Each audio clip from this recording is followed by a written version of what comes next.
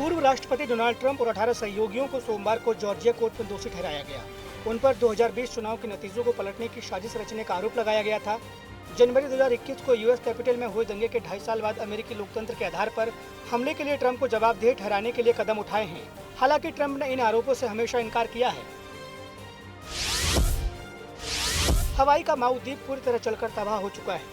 Governor जोश green ने तबाही का पूरा ब्यौरा पेश किया है, जिसमें बताया गया है कि सोमवार तक 99 लोगों की मौत हो चुकी है। 86% लोगों के घर जल चुके हैं। अमेरिका के इतिहास की ये आग सबसे बड़ी तबाही है।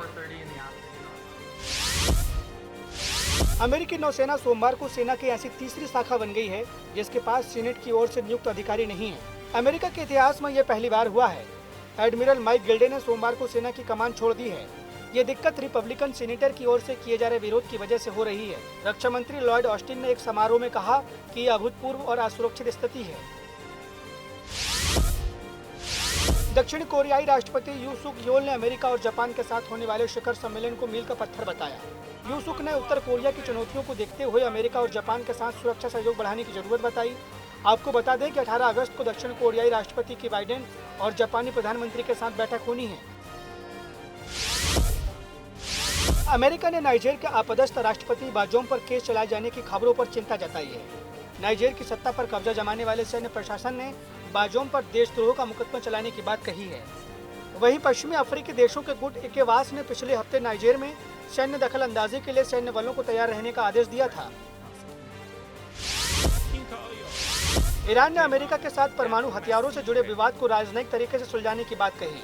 ईरानी विदेश मंत्री अमीर अब्दुल्ला याहीन ने प्रेस कॉन्फ्रेंस के दौरान शांतिपूर्ण समाधान के प्रति प्रतिबद्धता जताई। परमाणु समझौते को लागू करने के लिए पिछले सितंबर से ही अमेरिका और ईरान के बीच बातचीत बंद है। अमेरिकी विदेश मंत्री एंटनी ब्लिंकन ने भारत के लोगों को 77वें स्वतंत्रता दिवस पर शुभकामनाएं दी।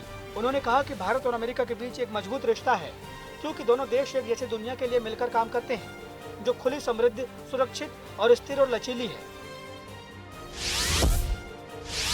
नासा के मुताबिक 1880 के बाद से जुलाई अब तक का सबसे गर्म महीना रहा।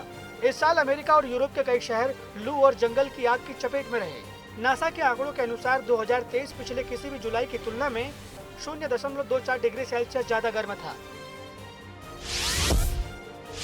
Crypto exchange FTX founder Sam Bankman-fried पर ग्राहकों से चुराए गए पैसों को चुनाव में डेमोक्रेट और रिपब्लिकन को डोनेट करने का आरोप लगा है। संघीय अभियोजकों ने बताया कि बैंकमैन-फ्राइड ने राजनीतिक दान के लिए चुराए गए FTX फंड में से $100 मिलियन का इस्तेमाल किया था। टेस्ला ने चीन में अपनी वाई मॉडल इलेक्ट्रिक कार पर 14,000 युआन की कटौती की घोषणा कर दी है।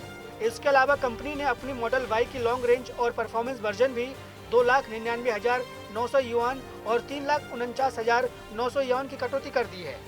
इसके अलावा टेस्ला ने चीन में टेस्ला मॉडल 3 खरीदने वाले ग्राहकों के लिए इंश्योरेंस सब्सिडी की भी घोषणा की है। टेस्ला की गाड़ियों पर दिए जा रहे ऑफर 14 अगस्त से लागू होकर 31 सितंबर तक वैलिड रहेंगे।